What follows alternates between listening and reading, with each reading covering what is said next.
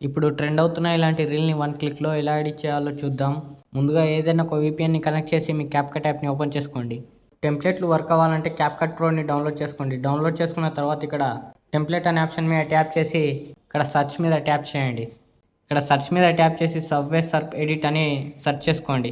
Search చేసి ఇక్కడ ఫస్ట్‌లోనే ఉంటుంది, దీని మీద ట్యాప్ చేయండి.